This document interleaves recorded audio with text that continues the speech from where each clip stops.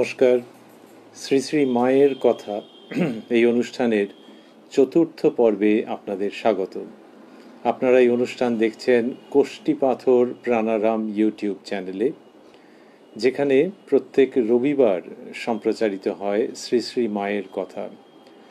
আর Pranaram Bangla YouTube চ্যানেলে সপ্তাহে 6 দিন সোম থেকে শনিবার সম্প্রচারিত হয় কথায় কথায় কথামৃত। প্রত্যেকটি অনুষ্ঠানই শুরুর সময় রাত্রি 9টা। শ্রী শ্রী মায়ের কথা যে বিখ্যাত গ্রন্থ, সেটিকে অবলম্বন করে এই অনুষ্ঠানের মধ্যে আমরা শ্রী মায়ের পদপ্রান্তে রয়েছি। আগের দিন অনুষ্ঠানটির মধ্যে যেখানটিতে আমরা ছিলাম তার ঠিক পরের অংশে প্রবেশ করব। এটি সরজুবালার স্মৃতিকথা। সরজুবালা এবং সুমতিবালা দুই বোন, এরা ভক্ত বংশের মানুষ। সুমতিবালার স্বামী শোকহরণ বাবু, এর কথাও এই স্মৃতিকথায় মাঝে মাঝেই এসেছে। সরজুবালার স্মৃতিকথাটি শ্রী শ্রী মায়ের কথায় সবচেয়ে প্রথমে আছে। দীর্ঘ স্মৃতিকথা এবং অত্যন্ত মনোরম এবং গভীর। আগের দিন আমরা দেখেছি যে শ্রী শ্রী মায়ের কাছে সরজুবালা দীক্ষা লাভ করেছেন, তার অসামান্য প্রসঙ্গ ছিল। সেটিকে স্মরণ করে নিয়ে তার পরের বিবরণে আমরা প্রবেশ করব শ্রী শ্রী মায়ের নিকট সান্নিধ্যে, স্মরণ করে নিয়ে শ্রীমা ও শ্রীরামকৃষ্ণকে। জননীং শারদাং দেবীং রামকৃষ্ণং জগদ্গুরুং পাদপদ্মে তয়ো শ্রিত্বা প্রণমামি মুহুর্মুহুঃ। স্কুলের কাজের জন্য শীঘ্র আর মায়ের কাছে যেতে সময় পাইনি। অনেক দিন পরে আজ আবার মায়ের পদপ্রান্তে গিয়ে বসতেই মা কত আনন্দ করতে লাগলেন। ভূদেব মহাভারত পড়ছিল। ছেলে মানুষ, পড়তে দেরি হচ্ছিল। মাকে এখন শীঘ্র উঠতে হবে, কারণ প্রায় সন্ধ্যা হয়ে এলো। সেজন্য তিনি ভূদেবকে বললেন, একে দে, এ জলের মতো পড়ে দেবে এখন। এ অধ্যায় শেষ না করে তো উঠতে পারবো না। মায়ের আদেশে মহাভারত পড়তে বসলুম। এর পূর্বে আর কখনো মায়ের কাছে পড়িনি। কেমন লজ্জা লজ্জা করতে লাগলো। যা হোক, কোনো প্রকারে অধ্যায় শেষ হলো। মহাভারতকে মা হাত জোড় করে প্রণাম করে উঠে পড়লেন এবং আমরা সকলে ঠাকুর ঘরে আরতি দেখতে গেলুম। মা নির্দিষ্ট আসনে গিয়ে জপে বসলেন। কি সুন্দর তত্ত্বরিয়ে এগোচ্ছে প্রসঙ্গ, মায়ের অন্তঃপুরের প্রসঙ্গ।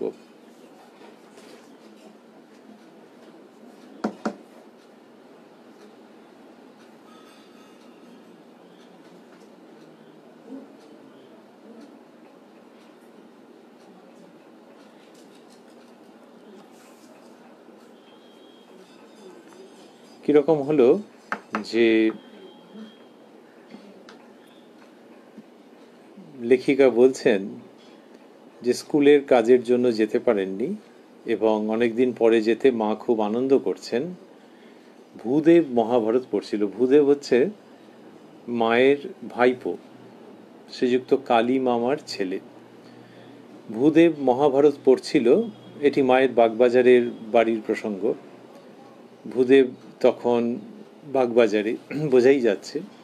তা লেখিকা বলছেন যে ছেলে মানুষ, পড়তে দেরি হচ্ছিল, মাকে এখন শীঘ্র উঠতে হবে, কারণ প্রায় সন্ধ্যা হয়ে এলো। সেজন্য তিনি ভূদেবকে বললেন, একে দেব, এ জলের মতো পড়ে দেবে এখন। এ অধ্যায় শেষ না করে তো উঠতে পারবো না। তো ওই সরজুবালাকেই বলছেন যে তিনি জলের মতো মহাভারত পড়ে দেবেন। অর্থাৎ মার বক্তব্য যে এরা লেখাপড়া জানে আর বয়সেও বড়, তা একে দিয়ে জলের মতো পড়ে দেবে, তার মানে খুব তাড়াতাড়ি করে পড়া হয়ে যাবে, এটি মা বলছেন। তা কিন্তু লেখিকার বিশেষ সংকোচের কারণ হচ্ছে সেটি, তিনি জানাচ্ছেন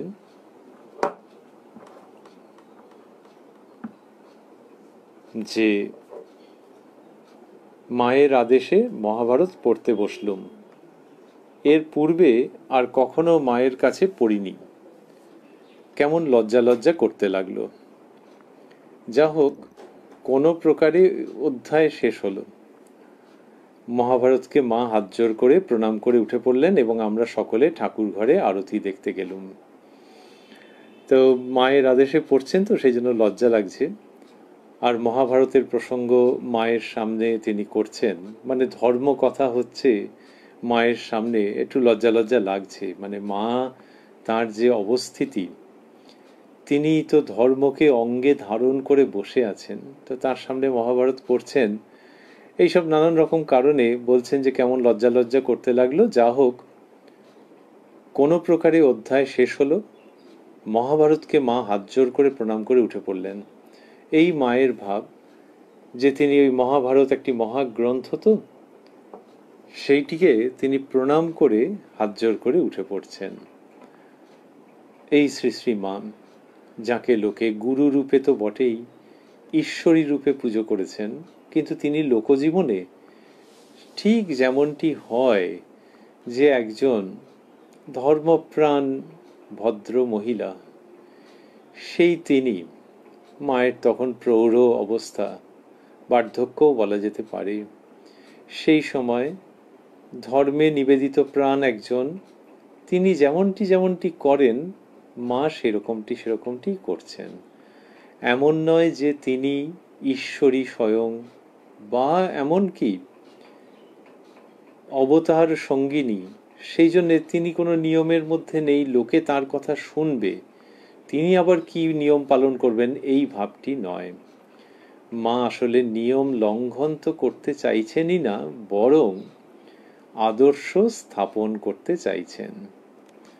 সেই আদর্শ যখন স্থাপন করছেন তখন এইরকম ভাবে করছেন। ওই মহাভারত গ্রন্থকে প্রণাম করে নিচ্ছেন, নিয়ে তারপরে সেটি রাখছেন, মানে রাখা হচ্ছে, এবং বলছেন যে আমরা সকলে ঠাকুর ঘরে আরতি দেখতে গেলুম। মা নির্দিষ্ট আসনে গিয়ে জপে বসলেন। এই যে মহাভারত পড়া হচ্ছিল, তারপরে শ্রী শ্রী মা গিয়ে জপে বসছেন। তাহলে এরা দেখছেন যে ওই মা, ওই বিরাট মহিমার জগন মাতা মা শারদা, তিনি গিয়ে জপে বসছেন। আবারও ভাবছি, স্মরণ করছি যে এই মানুষের শিক্ষার জন্যে, যে নির্দিষ্ট সময়ে সন্ধেবেলায় জপে বসা। মা শুধু যে ওই নিজে জপে বসছেন তাই নয়, অন্যরাও যাতে নির্দিষ্ট সময়ে যা করবার কথা সেটি করে, সেদিকে তার খুব সতর্ক দৃষ্টি থাকতো। আগের দিন আমরা যেটি পড়েছি সেটি আগের দিনের প্রসঙ্গ, অর্থাৎ লেখিকা এর আগে যেদিনকে গিয়েছিলেন, অগস্ট মাসের একটি দিন, ইংরেজি করলে দাঁড়ায় 3রা অগস্ট 1911, সেই দিনকে তিনি লিখেছেন যে ক্রমে সন্ধ্যা হয়ে এলো, মা রাধু মাকু প্রভৃতিকে ঠাকুর ঘরে বসে, মা রাধু মাকু প্রভৃতিকে ঠাকুর ঘরে এসে জপ করতে বসতে বললেন। তারা আসতে বিলম্ব করায় মা অসন্তোষ করে বললেন, সন্ধ্যার সময় এখন এসে সব জপ টপ করবে না, কোথায় কি করছে দেখো। একটু পরে তারা এসে জপ করতে বসলো। তো ওই মা নিজেও জপ করছেন, আবার অন্যদের ব্যাপারেও এতটাই তিনি সতর্ক থাকছেন, তাদেরকে শেখাচ্ছেন। তো এখানে লেখিকা বললেন যে মা নির্দিষ্ট আসনে গিয়ে জপে বসলেন। তারপর জপান্তে হরিবোল হরিবোল করে উঠে ঠাকুর প্রণাম করে সকলকে প্রসাদ দিলেন। কথায় কথায় কর্মের কথা উঠল।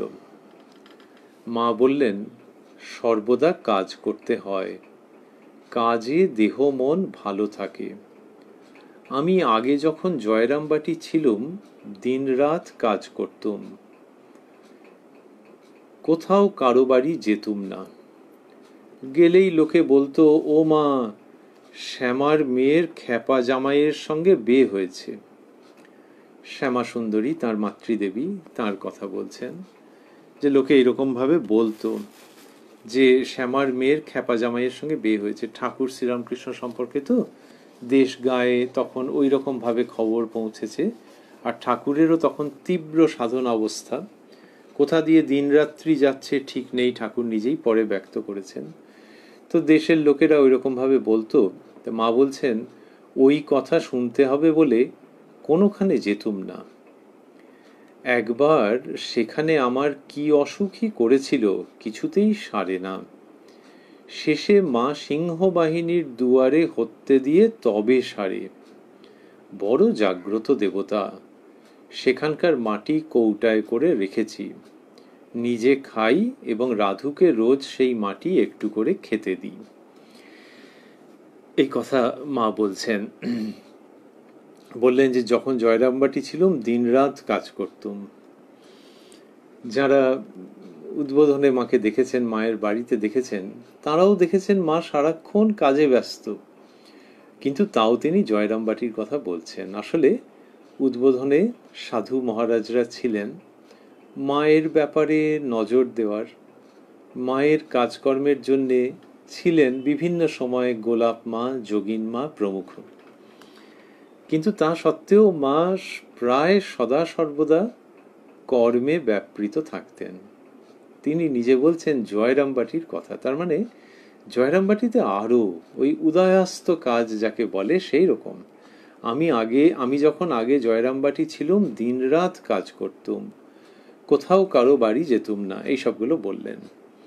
এটি কি প্রসঙ্গে বললেন? লেখিকা বলছেন যে কথায় কথায় কর্মের কথা উঠল, তখন মা এগুলি বললেন। তারপরে মায়ের বাড়ির সামনের মাঠে নানা দেশের কতকগুলো স্ত্রী পুরুষ বাস করে। নানা প্রকার কাজ করে তারা জীবিকা নির্বাহ করে। তার মধ্যে একজনের উপপত্নী ছিল, উভয়ে একত্রেই বাস করত। ওই উপপত্নীর কঠিন পীড়া হয়েছিল। মা ওই কথার উল্লেখ করে বললেন, কি সেবাটাই করেছে মা এমন দেখিনি। একেই বলে সেবা, একেই বলে টান। এই বলে ওই রূপে তার সেবার কতই সুখ্যাতি করতে লাগলেন। উপপত্নীর সেবা, আমরা ওটি দেখলে ঘৃণায় নাসিকা কুঞ্চিত করতুম সন্দেহ নাই। মন্দের মধ্য হতেও ভালোটুকু যে নিতে হয় তা কি আমরা জানি?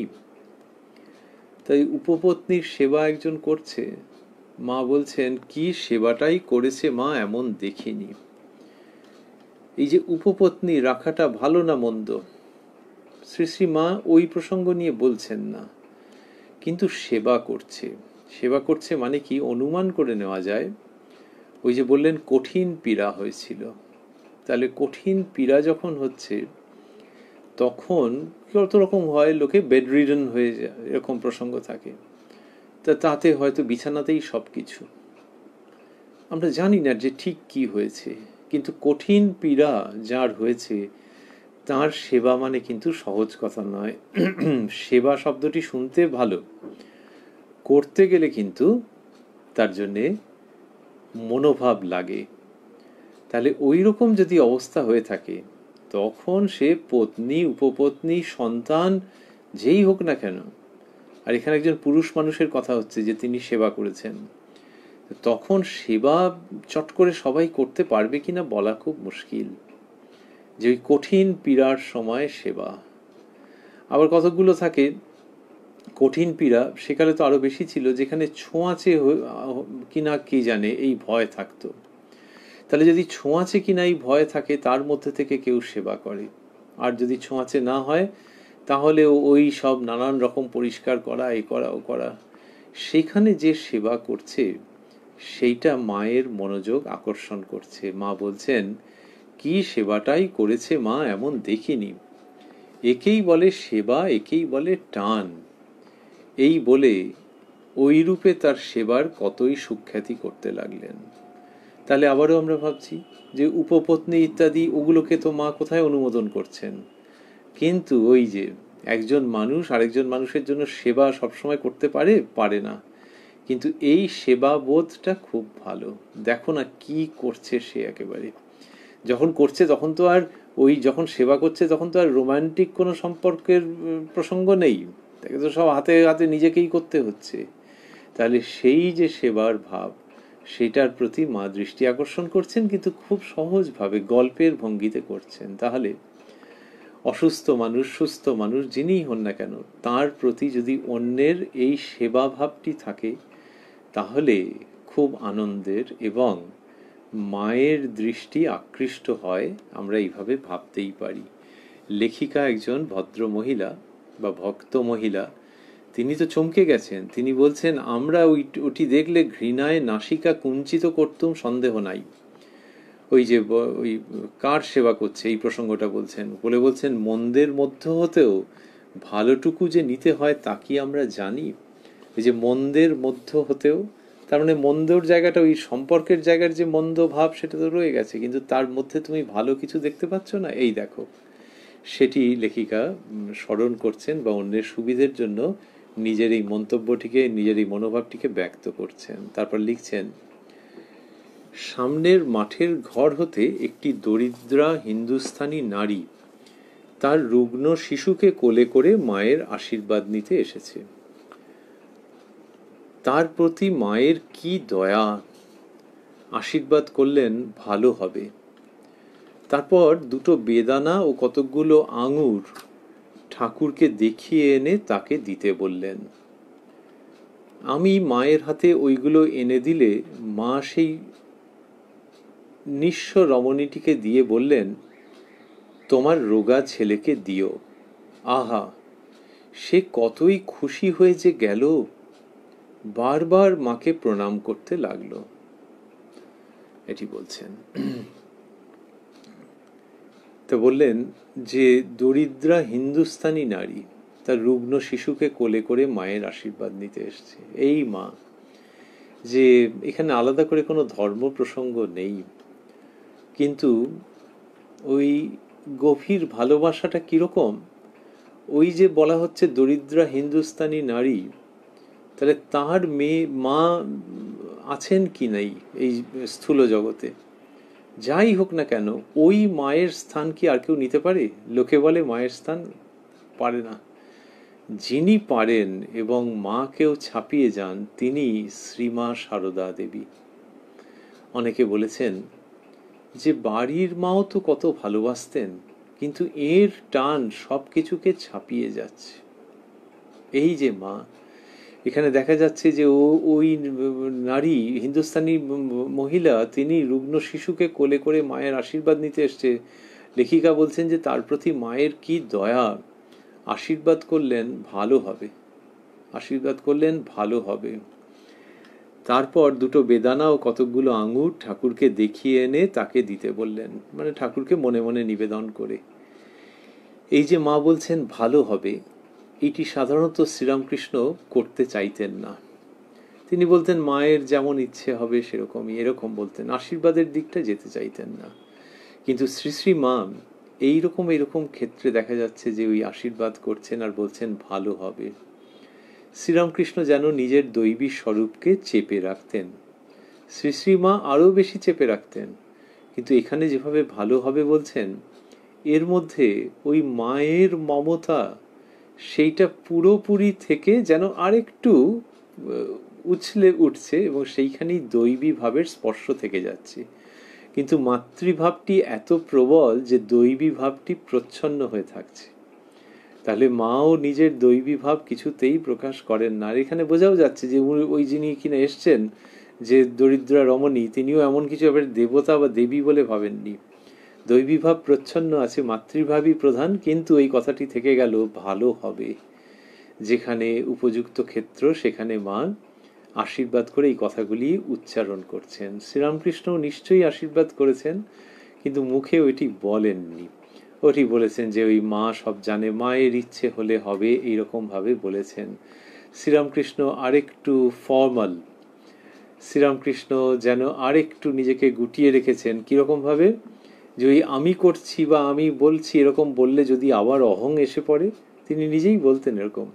তা সেই জন্য সমস্ত মা যন্ত্রী আমি যন্ত্র, তিনি যন্ত্রী আমি যন্ত্র, এই বলে তিনি খুব নিজেকে সুরক্ষিত রাখতেন, বলেছেন ভয় ত্রাসে, এরকমভাবে বলতেন।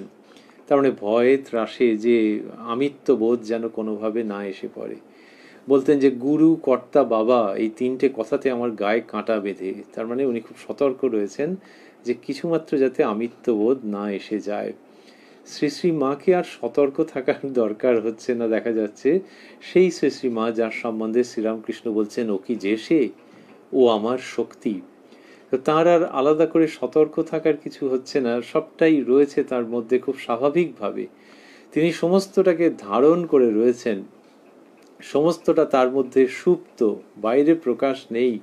লোকে কিচ্ছু দেবী ভাব বুঝতে পারবে না, কিন্তু শ্রীমুখ থেকে যে শব্দ উচ্চারিত হচ্ছে তাতে বোঝা যাচ্ছে এটি দেবীর আশীর্বাদ। মা বললেন ভালো হবে, ভালো হবে, এই কথাটি বললেন। তারপরে ওই বেদানা এবং আঙুর মনে মনে ঠাকুরকে যেই নিবেদন করে এনে মায়ের হাতে দেওয়া হলো, তখন মা সেই নিঃস্ব রমণীটিকে দিয়ে বললেন তোমার রোগা ছেলেকে খেতে দিও। লেখিকা বলছেন আহা, সে কতই খুশি হয়ে যে গেল, বারবার মাকে প্রণাম করতে লাগলো। এই লেখিকা লিখেছেন যে সেই নিঃস্ব রমণীটিকে কি দিয়েছেন? বেদানা ও আঙুর দিয়েছেন। আমাদের মনে হয় যে শুধু বেদানা ও আঙুর দেননি, এবং সেই জন্যই সে মহিলা নিঃস্ব থাকছেন না। শ্রী শ্রী মা এই যে আশীর্বাদ করছেন, ভালোবাসা দিচ্ছেন, এবং ওই শ্রীরামকৃষ্ণকে নিবেদন করা যে ফল সেটি একে দিচ্ছেন, তার মানে ঠাকুর ও মায়ের সঙ্গে এর একটা কেমন যোগাযোগ হয়ে যাচ্ছে। তো তাই আর নিঃস্ব নন। আর ফল শুধু বেদানা এবং আঙুর নয়, আরো অনেক ফল তিনি লাভ করছেন। এইসব যেন প্রায় নিঃশব্দে ঘটে যাচ্ছে মায়ের অন্তঃপুরে। 1318 পটলডাঙ্গার বাসা হতে বৈকালে গিয়েছি, মানে আরেকটি দিনের প্রসঙ্গ তিনি বলছেন। এই 1318 বলা মানে 1911 বা 1912 সাল। ওই বাংলার একটি সন মানে ইংরেজির দুটি সাল জুড়ে সাধারণত থাকে। তাহলে 1318 ওই 1912 জানুয়ারি ফেব্রুয়ারি কিছু একটি হবে। তো বললেন 1318 পটলডাঙ্গার বাসা হতে বৈকালে গিয়েছি।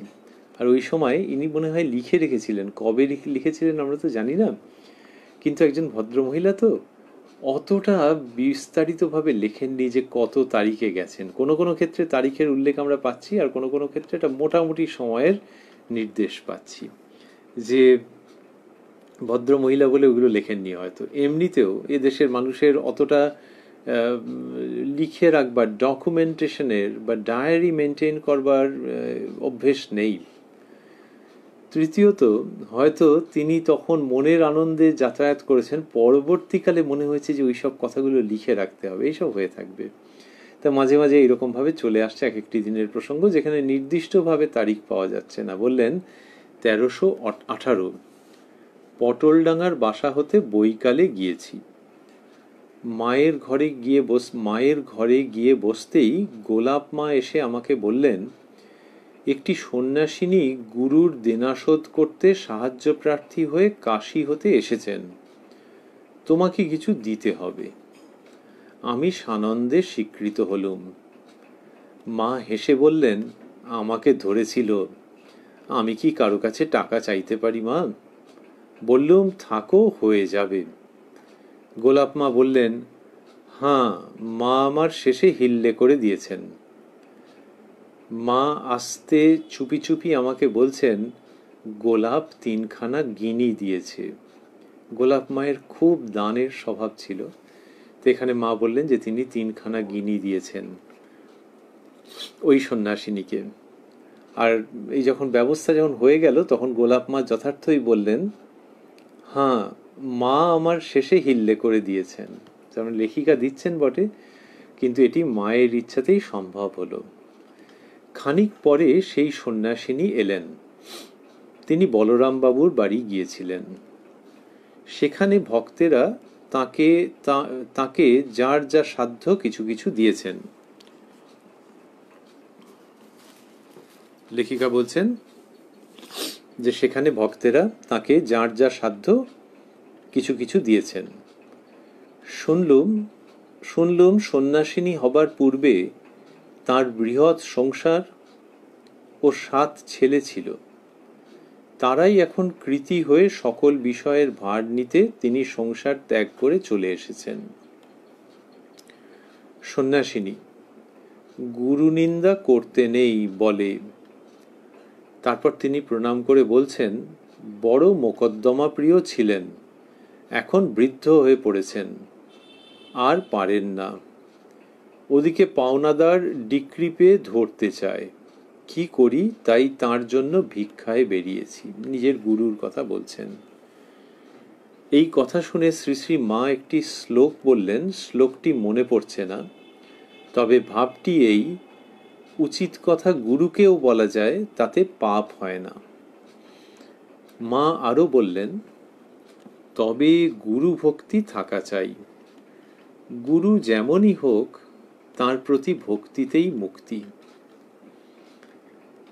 এটি শ্রী শ্রী মা বলছেন যে তবে গুরু ভক্তি থাকা চাই, গুরু যেমনই হোক তার প্রতি ভক্তিতেই মুক্তি। এটি ভারতবর্ষের আদর্শ, সনাতন আদর্শ। যিনি যাকে গুরু রূপে বরণ করেছেন, যার কাছ থেকে দীক্ষা লাভ করেছেন, তাকে তিনি ভক্তি করবেন। ঈশ্বরের ইচ্ছায় তিনি এই জীবনে গুরু রূপে আবির্ভূত, ঈশ্বর স্বয়ং তার মধ্যে দিয়ে আবির্ভূত, এইভাবে মনে করবেন। যদি কেউ ভাবেন যে সেই মানুষটার তো আরো নানান রকমের কাজকর্ম আছে, আর এখানেই যেমন হলো যে গুরুর কত রকমের সব ছিল, মনের প্রবণতা, কাজকর্ম, কিন্তু ওই হয়তো বংশ পরম্পরায় গুরু হিসাবে দীক্ষা দিয়েছেন, তো তাহলে তাকে ওরকম ঈশ্বর বলে মানতে হবে? উত্তর হচ্ছে যে যার কাছ থেকে মন্ত্র লাভ হয়েছে তাকে যদি কেউ ভাবে যে ঈশ্বর স্বয়ং তার মধ্যে দিয়ে আবির্ভূত হয়েছেন, আর প্রত্যেক মানুষের মধ্যেই তো ঈশ্বর আছেন, ঈশ্বর না হলে কে সৃষ্টি করেছেন? তাহলে এবার গুরুকে যদি ভাবেন যে তার মধ্যে ঈশ্বর প্রত্যক্ষ, এটি ভেবে যদি কেউ অগ্রসর হন, তাহলে তার আধ্যাত্মিক উন্নতি এবং বস্তু লাভ হবে। এটি হচ্ছে অদ্ভুত ব্যাপার, যে এই ব্যক্তি ভাবছেন, সেই ভাবনা, সেই ভাব, সেই শ্রদ্ধার দ্বারা তার আধ্যাত্মিক কল্যাণ, মঙ্গল এবং পরমার্থ প্রাপ্তি হবে। তাহলে একে সবাই যদি ভাবেন না, যে যার কাছ থেকে দীক্ষা লাভ করেছেন, এর কাছ থেকে যদি দীক্ষা বা মন্ত্র অন্য কেউ লাভ করে থাকেন, তার ক্ষেত্রে খাটবে। আর তা না হলে তিনি যদি অন্য কেউ যদি অন্য কারো কাছ থেকে দীক্ষা নিয়ে লাভ করে থাকেন, তাহলে তাকে গুরু, ঈশ্বর রূপে ভাববেন। ভাবলেই খুব দ্রুত আধ্যাত্মিক উন্নতি হবে, প্রগতি হতে থাকবে। শ্রী শ্রী মা বলছেন, গুরু যেমনই হোক তার প্রতি ভক্তিতেই মুক্তি। এটি একটি অপূর্ব পদ্ধতি ভারতীয় ভাবধারায়, ভারতীয় আধ্যাত্মিক ঐতিহ্যে।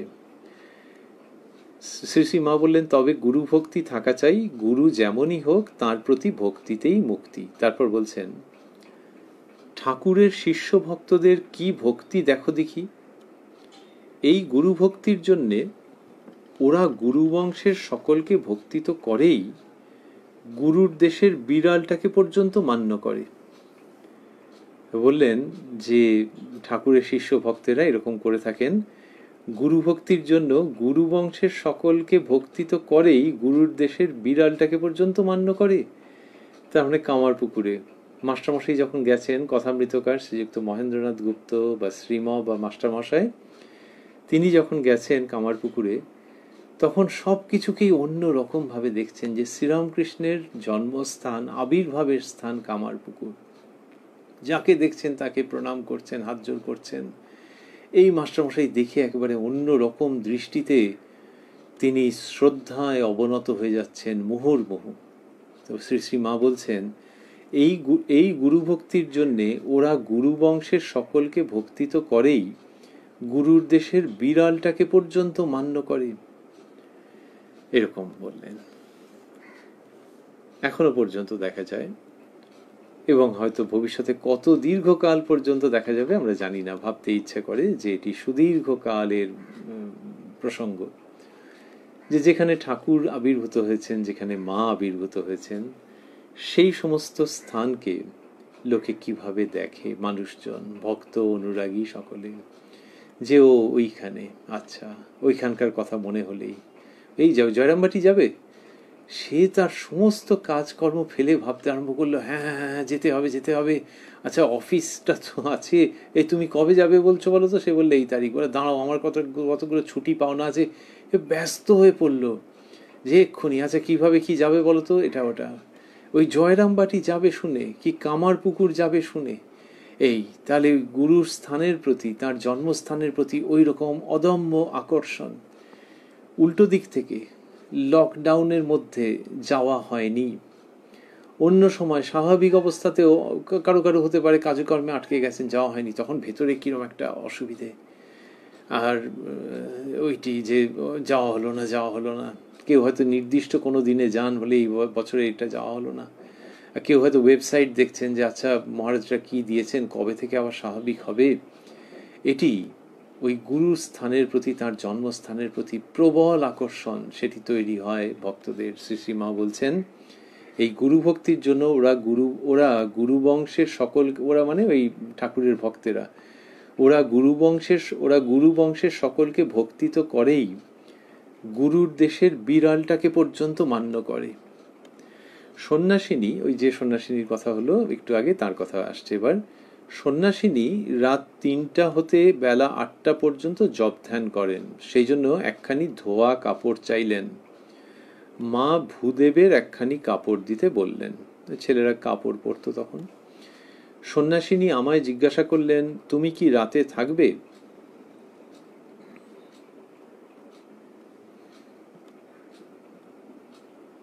থাকো তো তোমায় কিছু শিক্ষা দিতে পারি। মনে মনে ভাবলুম আমাদের মার কাছে আবার আপনি কি শিখাবেন, কিন্তু প্রকাশ্যে বললুম না, আমার থাকা হবে না।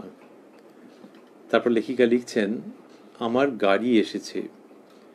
সন্ধ্যারতি হতে শ্রী শ্রী মাকে প্রণাম করে বিদায় নিলুম।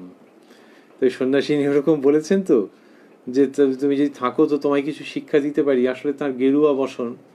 আর শ্রী শ্রী মাকে ওইরকম দেখছেন তো, তার মানে কি হয়তো ভাবছেন যে হ্যাঁ ধর্মপ্রাণ মহিলা, রামকৃষ্ণদেবের পত্নী, এরকম হয়তো ভাবছেন। তাই এই সরজুবালাকে বলছেন যে তুমি কি রাতে থাকবে, থাকো তো তোমায় কিছু শিক্ষা দিতে পারি।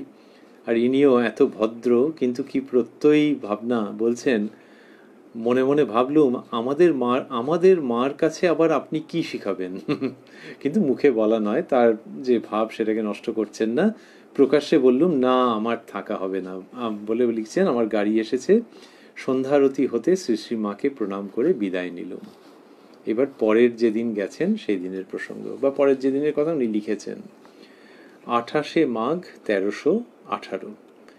এটি ইংরাজির 11ই ফেব্রুয়ারি 1912। আজ মায়ের কাছে গিয়ে প্রণাম করে বসতেই মা আক্ষেপ করে বললেন, আহা গিরিশবাবু মারা গেছেন আজ 4 দিন। চতুর্থীর কাজ আমায় নিতে এসেছিল, মানে বাড়ির থেকে সব নিতে এসেছিলেন ওই কাজের জন্যে।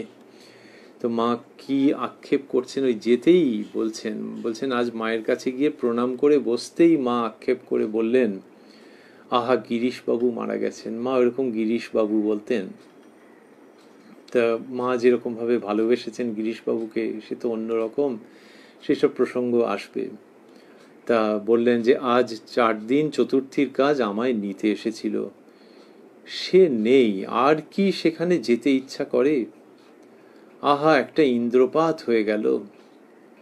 কি ভক্তি বিশ্বাসী ছিল।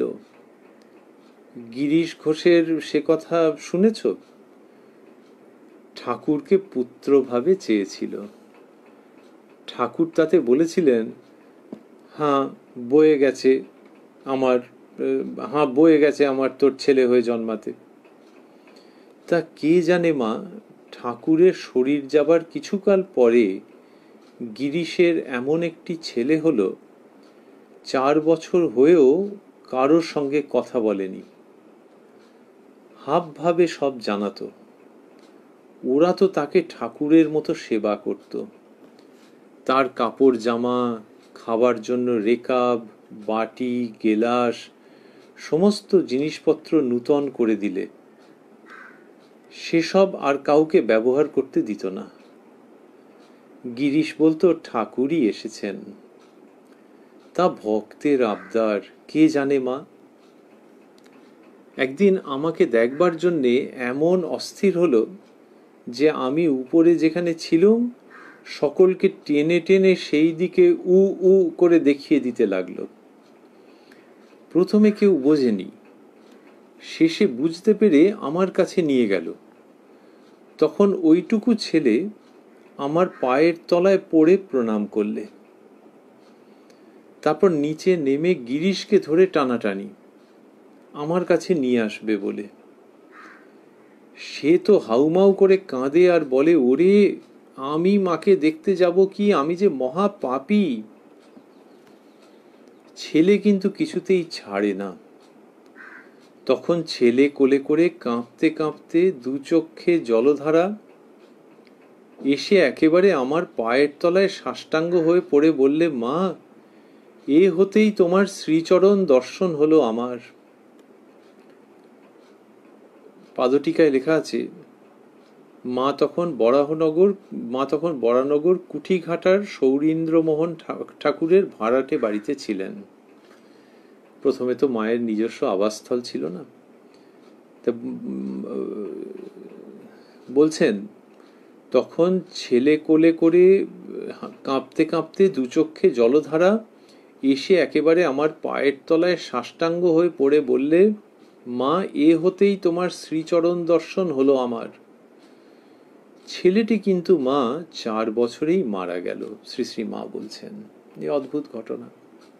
আর গিরিশবাবু মায়ের শ্রীচরণ দর্শন করেননি আগে।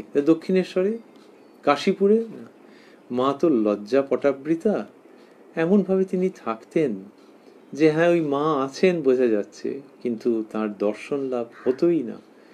তো গিরিশবাবু বলছেন, স্ত্রী ভক্তদের ঠিক আছে, পুরুষ ভক্তদের ক্ষেত্রে অনেক মা একেবারে লজ্জা পটাবৃতা থাকতেন। তো গিরিশবাবু বলছেন যে মা এ হতেই তোমার শ্রীচরণ দর্শন হলো আমার, মানে এর জন্যই তোমার শ্রীচরণ দর্শন। আর সেই বাচ্চা ছেলে মুখে কথা নেই, সে গিরিশবাবুকে টানতে টানতে মায়ের কাছে নিয়ে আসছে। আর তার আগে কি হয়েছে যে যখন মায়ের কাছে নিয়ে এসছে তখন মায়ের পায়ের তলায় পড়ে প্রণাম করেছে। তারপর গিরিশবাবুকে নিয়ে আসছে যখন, তখন তিনি সেই ছেলেকে কোলে করে নিয়ে এসেছেন। দু চক্ষে জলধারা, কাঁদছেন তিনি। কেন কাঁদছেন? ওই যে ছেলে মায়ের কাছে নিয়ে যাচ্ছে তো, আর মায়ের প্রতি তো গিরিশবাবুর সে একটা মনোভাব রয়েছে তো, কিন্তু সেটা ভেতরে ভেতরে এতদিন মাকে দর্শন করতে পারেননি।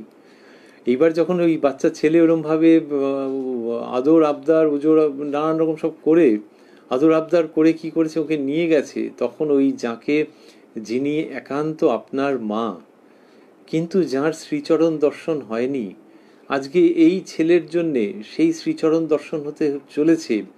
এই সব মিলিয়ে মিশিয়ে একটা অব্যক্ত অনুভূতি ভেতরে এমন মনে হয় তার তৈরি হয়েছে যে দু চোখ দিয়ে জল পড়তে আরম্ভ করেছে, কাঁদছেন তিনি। তো মা বলছেন, তখন ছেলে কোলে করে কাঁপতে কাঁপতে দু চক্ষে জলধারা এসে একেবারে আমার পায়ের তলায় সাষ্টাঙ্গ হয়ে পড়ে বললে, মা এ হতেই তোমার শ্রীচরণ দর্শন হলো আমার। ছেলেটি কিন্তু মা 4 বছরেই মারা গেল। এর আগে একদিন গিরিশ ও তার পরিবার তাদের বাড়ির ছাদে উঠেছিল। আমি তখন বলরামবাবুর বাড়িতে বিকেলবেলা ছাদে গেছি। গিরিশের ছাদ হতে তাকালে যে দেখা যায় সেটা আমি লক্ষ্য করিনি। গিরিশের ছাদ হতে তাকালে যে দেখা যায় সেটা আমি লক্ষ্য করিনি। পরে তার পরিবারের কাছে শুনলুম সে গিরিশকে বলেছিল, ওই দেখো মা ও বাড়ির ছাদে বেড়াচ্ছেন, ওই দেখো মা ও বাড়ির ছাদে বেড়াচ্ছেন।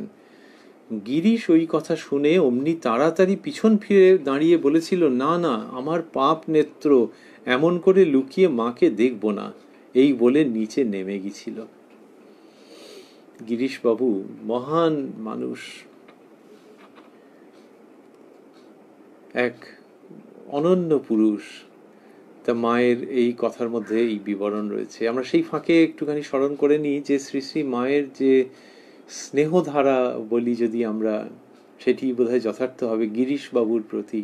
তার পরবর্তীকালে কত রকমের বিকাশ হয়েছে। মায়ের কাছে জয়রামবাটিতে যখন গিরিশবাবু গেছেন, তখন মা গিরিশবাবুর জন্য সমস্ত কিছু খেয়াল রাখতেন। এমনকি তিনি শিল্পী মানুষ, নাট্যকার, বিরাট আকারের, তো শিল্পী মানুষ, টিপটপ থাকতে ভালোবাসেন। তা গিরিশবাবু দেখতেন যে ওই বিছানার চাদর নির্দিষ্ট সময় কাঁচা হয়ে যাচ্ছে, আর কি সুন্দর করে পাট করে তারপরে আবার বিছানায় পেতে দেওয়া আছে পাটে পাটে, এই একেবারে অদ্ভুতভাবে। এবং কে এরম করেন, তারপর জানলেন যে শ্রী শ্রী মা স্বয়ং ওটি করেন। যে ওই ছেলের এইরকম স্বভাব, যে যার যেটা, তিনি তো আর্টিস্ট মানুষ, তো তার ওই রকম ভাবে তার রুচির মতো করে মা করে রাখছেন। তো সেইগুলো হচ্ছে গিরিশবাবুর সঙ্গে কত অনন্য সম্পর্ক রয়েছে। আর এখানে যেটি বলছেন যে গিরিশবাবু তার স্ত্রীকে নিয়ে ছাদে উঠেছিলেন, আর তখন মা বলরামবাবুর বাড়িতে, গিরিশবাবুর ছাদ হতে তাকালে যে দেখা যায় সেটি আমি লক্ষ্য করিনি, মা বলছেন। তখন তার স্ত্রী বলেছিলেন যে ওই দেখো মা ও বাড়ির ছাদে বেড়াচ্ছেন। এইবার গিরিশবাবুর যে প্রতিক্রিয়া, এটি বিশেষভাবে মনোযোগ আকর্ষণ করে। তিনি পেছন ফিরে দাঁড়ালেন। কেন? বললেন যে না না, আমার পাপ নেত্র, অমন করে লুকিয়ে মাকে দেখব না, এই বলে নিচে নেমে গেলেন। তো এই যে গিরিশবাবু পেছন ফিরে যাচ্ছেন, এই মানুষটিকে বোঝা সহজ নয়। এই যে ইনি তো ঠাকুরের কৃপা পেয়েছেন। দেহাবসানের অল্প আগে ওই যে কাশীপুরে ঠাকুর বললেন যে বলি, তুমি যে এত সব বলে বেড়াও, কি দেখেছো, কি বুঝেছো? তাই তিনি বললেন যে ব্যাস বাল্মীকি যাঁরই হত্যা করতে পারেন নাই, তার সম্বন্ধে আমি আর অধিক কি বলবো। ঠাকুরের একবারে ভাবান্তর হলো। তিনি বললেন আমি আর তোমাদের কি আশীর্বাদ করব, তোমাদের চৈতন্য হোক। এই যে বলছেন তোমাদের আর কি বলবো, আশীর্বাদ করি তোমাদের চৈতন্য হোক, এই যেটি বলছেন এটি তো গিরিশবাবুকে কেন্দ্র করে।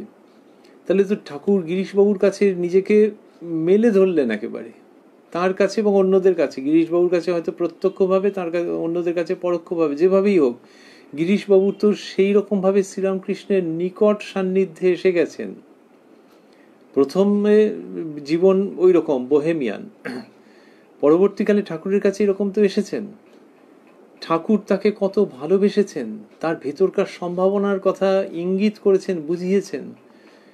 সেই যে গিরিশবাবু ঠাকুরের সঙ্গ পেলেন, তাকে প্রণাম করলেন, সেই তিনি শ্রীরামকৃষ্ণের দেহাবসান 1886-তে। তাহলে এটি কবেকার কথা? 1912। তার মানে প্রায় 26 বছর বাদের ঘটনা। এই যে 26 বছর বাদে তাহলে শ্রীরামকৃষ্ণকে তিনি পেয়েছেন, তিনি তার মতো জীবনযাপন করছেন, স্ত্রী রয়েছেন, ছাদে উঠেছেন, এইসব করছেন। তো তা গিয়ে ওখানে তাহলে তার আগের যে জীবন ছিল সেটা তো অনেক অতীত। কিন্তু তা সত্ত্বেও তিনি বলছেন একেবারে, আমরা একালের ভাষায় যেরকম বলি স্প্রিংয়ের মতো ঘুরে যাওয়া, সেই রকম উল্টো দিকে হয়ে গেছেন। গিয়ে বলছেন না না, আমার পাপ নেত্র, অমন করে লুকিয়ে মাকে দেখব না। এটা দিয়ে গিরিশবাবুর মনোভাব বোঝা যাচ্ছে, এক। দুই হচ্ছে যে মাকে তাহলে তিনি কিরকম ভাবছেন।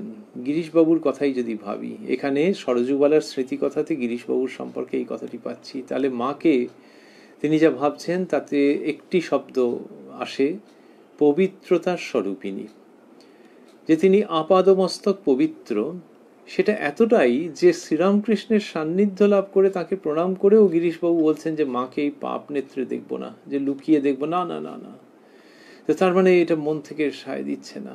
তাহলে মায়ের অবস্থানটা কোথায়? স্বামী বিবেকানন্দ যখন নরেন্দ্রনাথ, তখন দেখা যাচ্ছে যে সেই পর্বেই শ্রীরামকৃষ্ণ তাকে কিভাবে দেখেন। বলতেন যে নরেন্দ্রের মধ্যে আগুন দাউ দাউ করে জ্বলছে, ও কলা গাছটা ফেলে দিলেও কিছু হবে না, জ্ঞানাগ্নি জ্বলছে তার মধ্যে। তার মানে হচ্ছে নরেন কোথায় গেল, কি খেলো, তাতে ওর কোনো হানি হবে না। অন্যদেরকে সাবধান করতেন নানান রকম ব্যাপারে, বলে নরেন্দ্রের কিচ্ছু হবে না, ও ভেতরে এবার দাউ দাউ করে জ্ঞানাগ্নি জ্বলছে, ওতে যাই ফেলো না কেন সব পুড়ে ছাই হয়ে যাবে, মানে অশুদ্ধ কিছু যদি গিয়েও পড়ে। তাই এই নরেন্দ্রের ভেতরে এই রকম অবস্থা, সেটি যার সম্বন্ধে বলা হয়েছে তিনি উত্তরকালে বিবেকানন্দ রূপে নৌকোয় গঙ্গা পেরিয়ে যখন যাচ্ছেন শ্রী শ্রী মাকে দর্শন করতে, তখন গঙ্গার জল নিয়ে মাথায় ছিটে দিচ্ছেন, মুখ খাচ্ছেন, এসব করছেন। সঙ্গী বলছেন যে এ কি, ঠান্ডা লেগে যাবে তো। তুমি তুমি করে বলার সম্পর্ক, এ কি করছো, ঠান্ডা লেগে যাবে তো। স্বামীজি বলছেন, না, মা মহা পবিত্রতার স্বরূপিনী, তাই কাছে যেতে ভয় করে। তাহলে শ্রীরামকৃষ্ণ যাকে ওই রকম দেখছেন, যার ভেতরে জ্ঞান আগ্নি প্রজ্বলিত, তিনি বলছেন যে মায়ের কাছে যেতে ভয় করে, ওই জন্য বারবার মাথায় জলের ছিটে দিচ্ছেন, গঙ্গার জল পান করছেন, যে আরো শুদ্ধ হতে চাই, আরো শুদ্ধ হতে চাই শ্রী শ্রী মাকে দর্শন করবার আগে। আর গিরিশবাবুকে দেখছি যে স্প্রিং এর মতো মানুষটা ঘুরে গেল, বলে এই চোখে পাপ চোখে দর্শন করবো না, মানে ওই রকম ভাবে যেমন কাউকে যদি বলা হয় যে পুজো দেওয়ার কথা, একটা কোনো বড় তীর্থস্থানে একজন গেছেন, হয়তো কারোর সঙ্গে গেছেন, গিয়ে বলে নিন আপনি পুজো দিন, সে বলে এই আজ খাওয়া হয়ে গেছে। এই যদি তার ওইটা সংস্কারের মধ্যে থাকে, তিনি ফট করে বলেন আজ খাওয়া হয়ে গেছে, প্লিজ আমাকে আর বলবেন না। গিরিশবাবুর সেই রকম ভাব, খাওয়া, এই দেহ মনে অনেক কিছু গ্রহণ করা হয়ে গেছে, এই অবস্থায় তাকে তুমি আর দেখতে বলো না আমাকে, এইরকম ভাবে গিরিশবাবু ঘুরে যাচ্ছেন এবং তারপর সিঁড়ি দিয়ে নেমে যাচ্ছেন। তার দ্বারা গিরিশবাবুরও যেমন মহিমা প্রকাশিত হচ্ছে, সেই রকম শ্রী শ্রী মায়ের অমিত শক্তির অদ্ভুত প্রকাশ ঘটছে। আবারও পুনরায় ভাবছি, শ্রীরামকৃষ্ণ বলছেন ও কি যে সে, ও আমার শক্তি। তো মা সরজুবালার দেবীর কাছে এগুলি বলছেন যে ওই তখন গিরিশ তাকায়নি, তার মানে মায়ের ইয়েতে বৌমা বলেছিল কিন্তু সে তাকায়নি, তার পরিবার বলেছিল কিন্তু সে তাকায়নি, আর এই ছেলে সে কি করেছে, টানতে টানতে নিয়ে এসছে। ওই জন্য গিরিশবাবু কেঁদে ফেলেছেন। তিনি বুঝতে পারছেন যে এইবারে মা টানছেন, ওই ছেলে হচ্ছে মাধ্যম। আর মা বলছেন যে, মা নিজে কোনো মন্তব্য করেননি, কিন্তু বলছেন দেখো 4 বছরেই চলে গেল, মারা গেল সেই ছেলে, আর এদের বিশ্বাস ছিল যে ঠাকুরই এসেছেন। তো এই সব মিলিয়ে সেই ছেলে যখন নিয়ে যেতে চাইছে মায়ের কাছে, তা গিরিশবাবু কেঁদে ফেলবেন না? তবে হ্যাঁ, তিনি কাঁদছেন, মানে তিনি খুব সংবেদনশীল মানুষ, তো অন্য মানুষের আগেই হয়তো কেঁদে ফেলছেন। ভাবলে অবাক লাগে যে গিরিশ ঘোষের এই পরিবর্তন। আগে ঠাকুর দেবতা মানতেন না, যারা মানে আর যারা পুজো আচ্চা করে এবং যারা প্রথাগত ধর্মের মধ্যে থাকে তাদের ব্যঙ্গ বিদ্রুপ করবার সুযোগ ছাড়তেন না, সুযোগ তৈরি করে নিতেন। সেই রকম এক বৈপ্লবিক বিদ্রোহী মানসিকতার গিরিশবাবু, যার অন্তরে অন্তরে ধর্মের ভাব যে ছিল তাতে তো কোনো সন্দেহ নেই, কিন্তু বাইরের দিক থেকে ওই রকম। তাঁর যে পরিবর্তন, তাঁর যে রূপান্তর, তাঁর যে আধ্যাত্মিক অবস্থান্তর, সেটি ভাবলে আমরা অবাক হয়ে যাচ্ছি যে ওই একজনের সঙ্গে তো আরেকজনের তুলনা হয় না। কিন্তু স্বামীজি যেরকম ঠাকুরকে পাওয়ার পরেও মায়ের কাছে যেতে গিয়ে জড়সড় হয়ে যাচ্ছেন, সেটি আমাদের মনে পড়ছে যে শ্রীরামকৃষ্ণের অত ভালোবাসা আশীর্বাদ পাওয়ার পরেও গিরিশবাবু ছাদ থেকে মাকে দেখতে গিয়ে একেবারে ইলেকট্রিক চার্জ খেয়ে যাওয়ার মতো করে পেছন ফিরে সিঁড়ি দিয়ে তত্তর করে নেমে আসছেন। এটার মধ্যে দিয়ে বোঝা যাচ্ছে যে কিরকম সব অদ্ভুত ভাব। আর মা যে ওই রকম রয়েছেন ওপরে, আর এই ছেলে নিয়ে এলো গিরিশবাবুকে, মনে হয় যে এর মধ্যে মায়েরও সস্নেহ, সম্মতি, আকর্ষণ, আহ্বান রয়েছে এই সন্তানের জন্য, যে তুমি কতদিন আর পালিয়ে পালিয়ে থাকবে, তুমি কতদিন আর ওই সব পাপি টাপি কি সব বলবে, ছাড়ো ওই সব, ওই তোমাকে নিয়ে আসবে আমার কাছে। এইভাবে করে মা নিয়ে আসছেন। ওই সব শব্দ তো মা পছন্দ করতেন না। গিরিশবাবু তার পরিবারকে বলেছেন, না না, আমার পাপ নেত্র এমন করে লুকিয়ে মাকে দেখবো না। কিসের পাপ? শ্রীরামকৃষ্ণ দেহাবসানের আগে কাশীপুরে শ্রী শ্রী মাকে বলেছিলেন, কলকাতার লোকগুলো অন্ধকারে পোকার মতো কিলবিল করছে, তুমি তাদের দেখো। তো এই যে কলকাতার লোকগুলো বলতে ভোগে আসক্ত, ভোগে নিমজ্জিত যে মানুষজন, তাদের কথা। তো সেই পোকার মতো যারা কিলবিল করছে, তাদের তুমি তাদের দেখো। আর এখানে কি হলো, গিরিশবাবু যার নিজেরই উক্তিতে রয়েছে যে আমার পাপ নেত্র, তাকে মা দেখছেন সরাসরি, আর তিনিও মায়ের শ্রীচরণ দর্শন করতে পারছেন। তো শ্রীরামকৃষ্ণের যে ইচ্ছে, শ্রীরামকৃষ্ণের যে অনুজ্ঞা, শ্রীরামকৃষ্ণের যে আদেশ, শ্রীরামকৃষ্ণের যে উত্তরাধিকার মায়ের মধ্যে দিয়ে অপূর্বভাবে প্রস্ফুটিত হচ্ছে, তারই অন্যতম নিদর্শন হিসেবে আমরা দেখতে পাচ্ছি যে গিরিশবাবুকে মা দেখছেন, মা টেনে আনছেন ওই ছেলের মাধ্যমে, এবং তাতে গিরিশবাবুর এই প্রথমবার শ্রী শ্রী মায়ের শ্রীচরণ দর্শন হচ্ছে। মায়ের যে দর্শন হচ্ছে গিরিশবাবুর, সেটি ভাবতে ভাবতেই আজকের প্রসঙ্গ আমরা সমাপন করব। শ্রী শ্রী মায়ের কথা এই গ্রন্থটির উদ্বোধন কার্যালয়ে প্রকাশিত যে সংস্করণ, তার যে সংস্করণটি আমাদের কাছে আছে তার 9 পৃষ্ঠায় আছি 28 মাঘ 1318 কথা এটি।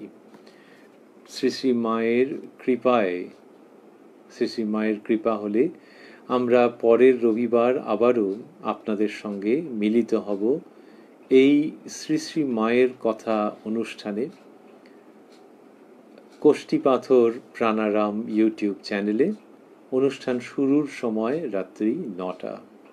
আর ভাবছি যে ওই যে মাকে উনি বলছেন যে এই চোখে কি করে তাকে দেখব, আমাদের পক্ষেও যদি আমরা ভাবি যে গিরিশবাবুর, ওই জন্যই আমরা ভাবছিলাম যে বিরাট প্রতিভাধর, যে মনের কথা ঠিক ঠিকভাবে কীরকমভাবে প্রকাশ করেছেন। তো আমরা যদি আমাদের নিজেদের কথাও ভাবি, আমরাও কি সত্যি সত্যি তাঁর জীবন কথা, তাঁর বাণী স্মরণ করবার যোগ্য? আমরাও কি তাঁর সম্বন্ধে ভাববার যোগ্য? কিন্তু শ্রী শ্রী মা আমাদের যোগ্য করে নিচ্ছেন। স্বামী অভেদানন্দজি মহারাজ শ্রী শ্রী মায়ের বিখ্যাত স্তোত্রের মধ্যে বলছেন, দোষান অশেষান সগুণী করোষি। তুমি অশেষ দোষরাশিকে গুণে পরিণত করে নাও, মানে তোমার এটাই স্বভাব, তুমি এরকমই করে থাকো। দোষান অশেষান সগুণী করোষি। তো এই মা অনেক দোষের জিনিসকেও গুণে পরিণত করে নেন। গুণে পরিণত করে নেন মানে সেই ব্যক্তির অন্তঃকরণকেই পরিবর্তিত করে দেন যে কিনা তার কথা ভাবে। আর মা তো সকলের কথাই ভাবেন। আমরা নিজের নিজের জীবনের দিকে তাকালে, নিজের নিজের অবস্থার কথা ভাবলে হয়তো অচিরেই অনুভব করতে পারি যে গিরিশবাবু ওয়াজ রাইট, যে মাকে দেখতে চাওয়া ওরকমভাবে কি হয় নাকি? আমাদেরও ওই মায়ের কথা বলা, মায়ের কথা ভাবা, মায়ের কথা আলোচনা করা আমরা পারি। তা মা ওই ছেলে, গিরিশবাবুর ছেলে ক্ষণজন্মা, তাকে অবলম্বন করে তার মাধ্যমে গিরিশবাবুকে টেনে নিয়ে এলেন। আমাদেরও কোনো না কোনোভাবে তিনি টেনে নিয়ে আসছেন। আমাদের সাধ্য কোথায়, কিন্তু সাধ্য কোথায় বলবার মধ্যে যে অসহায়তা, সেটি বলবার জন্য এটি নয়। আসলে সাধ্য কোথায়টা সত্য, আরো বড় সত্য হচ্ছে যে সাধ্যাতীত যেটি, সেটি ঘটছে তার কারণ তিনি আকর্ষণ করে আনছেন। তিনি আকর্ষণ করে আনছেন বলেই আমাদের পক্ষে এই মায়ের রাজত্বে প্রবেশ করা সম্ভব হচ্ছে। আর আজকে আমরা যেখানে ছিলাম, মায়ের একেবারে অন্তঃপুরে, সেকালে সরজুবালা প্রবেশ করেছিলেন, আর গোলাপ মা প্রমুখ তারা ছিলেন, সব রমণীরা ছিলেন সেখানে। আজকে নারী পুরুষ নির্বিশেষে আমরা যে সেই অন্তঃপুরে প্রবেশ করতে পারছি, তার কারণ মা শারদা জননী স্বয়ং আমাদের আকর্ষণ করছেন আজও প্রবলভাবে, যাতে করে আমাদের মনের অবস্থা যাই হোক না কেন, আমরা তাকে দর্শন করতে পারি, তার শ্রীচরণ হৃদয়ে ধারণ করে ধন্য হতে পারি। শ্রী শ্রী মায়ের কথা এই গ্রন্থের মধ্যে থাকা, পাতা উল্টোনো, অধ্যয়ন করা, কারোর সঙ্গে আলোচনা করা, এটি শ্রবণ করা মানেই এসবের মধ্য দিয়ে পরম স্নেহের সঙ্গে, পরম মমতার সঙ্গে, পরম আধ্যাত্মিক প্রযত্নের সঙ্গে শ্রী শ্রী মা আমাদেরকে ডাকছেন, আমাদের তার সান্নিধ্যে থাকবার সুযোগ করে দিচ্ছেন, এবং আমাদের মস্তকে তার অভয় হস্ত স্থাপন করছেন। ওং জননীং শারদাং দেবীং রামকৃষ্ণং জগদ্গুরুং পাদপদ্মে তয়োঃ শ্রিত্বা প্রণমামি মুহুর্মুহু। রাম প্রাণারাম প্রাণারাম প্রাণারাম প্রাণারাম প্রাণারাম। কি যেন লুকানো নামে তাই মিষ্ট এত তব নাম। প্রাণারাম প্রাণারাম প্রাণারাম প্রাণারাম প্রাণারাম।